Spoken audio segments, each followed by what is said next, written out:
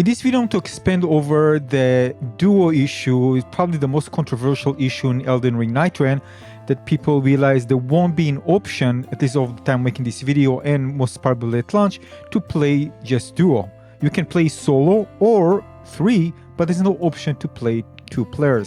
I mean, there is an option if you are matchmaked with the third person and that person leaves, then you are left 2. So you say, all right, what's the problem?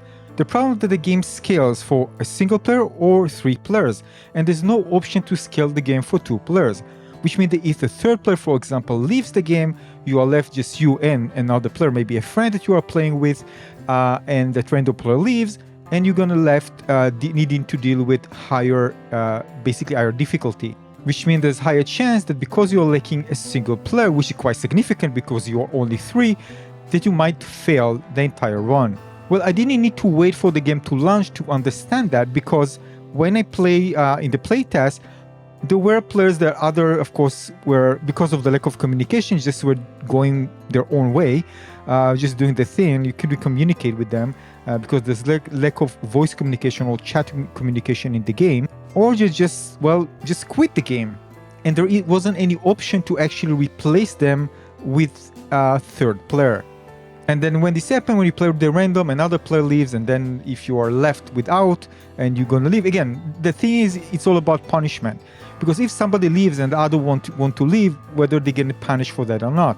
Because if you're gonna get punished, if 2 leaves and you need to stay in order not to get punished, you are actually being punished yourself because you don't want to leave, because maybe you're gonna be a timeout for, I don't know, like maybe, I don't know, 15 minutes, who knows?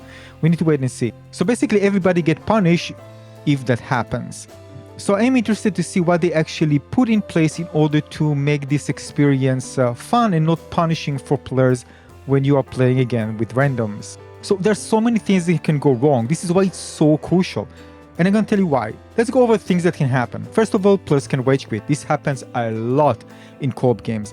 For whatever reason, something happens and the player doesn't agree and want to punish you, or maybe you see that maybe you are underperforming and don't want to waste time, so just leaving, and they're going to take the punishment, whatever the punishment will be, and then you are left 2, or and without actually having a third one to actually help you out.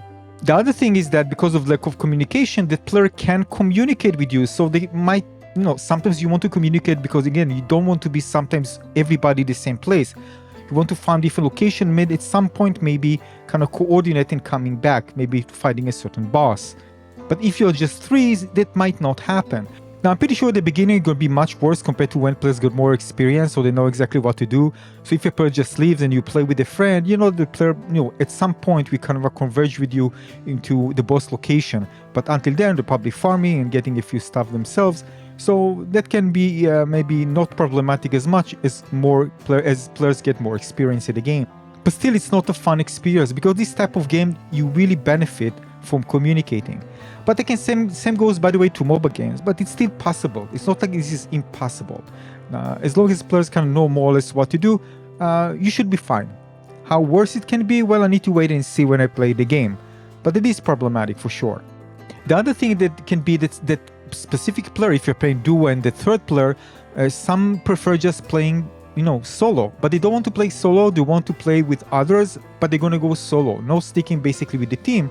And this can involve solo dropping in a different location, running off across the map without warning, or engaging enemies far from the rest of the squad, and so on.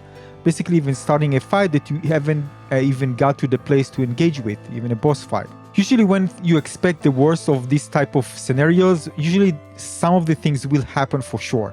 It's just a matter of time until you get to the point where just a player just going solo and doing whatever they like and they don't care about anything else. And it becomes even worse because, again, you'll be dying quickly. As a consequence of playing solo or making poor decision, the random third player often dies quickly, sometimes within minutes of the match starting. This leaves the duo at a disadvantage, potentially having to fight as a 2-person team in a mode designed for 3.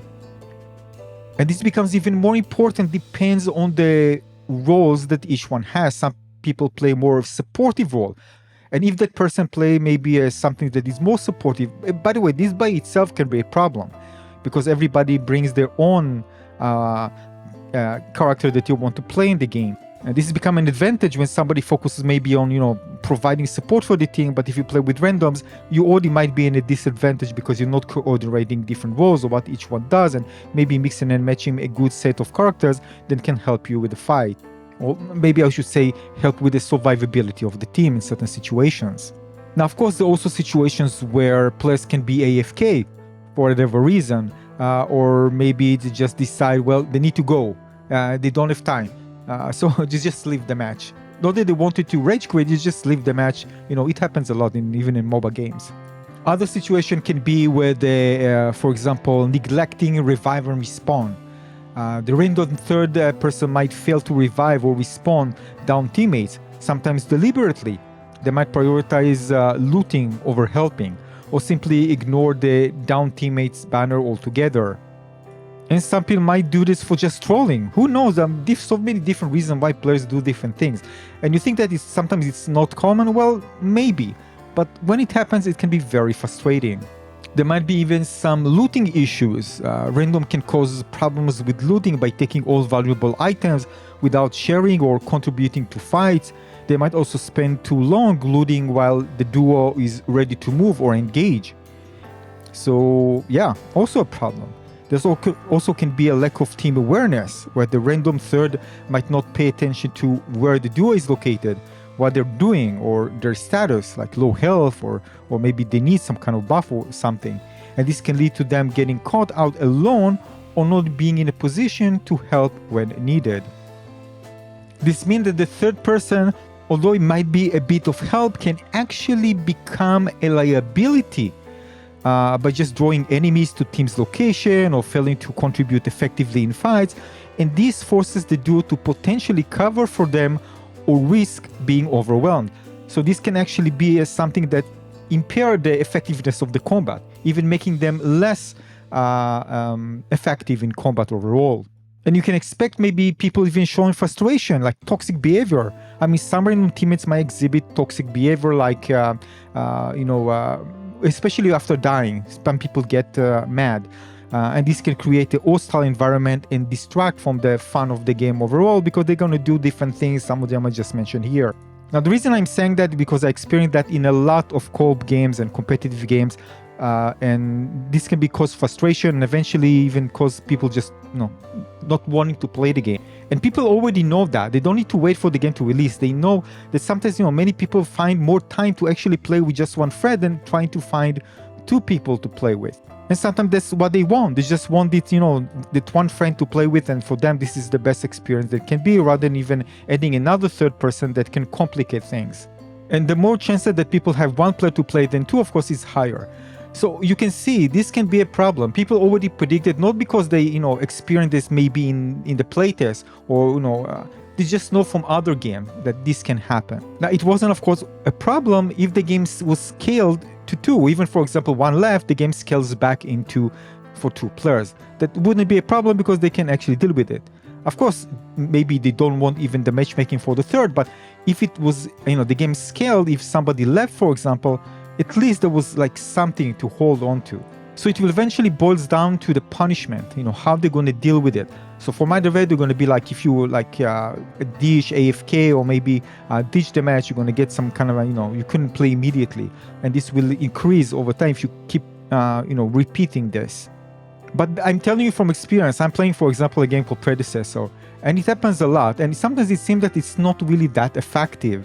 By the time you're going to exhaust all this punishment, if at all, from players that actually do this, you're already going to pass so many times, you get frustrated, and you're just going to, decide, well, enough. You're going to just, be exhausted of these frustrations, and you just don't want to play again.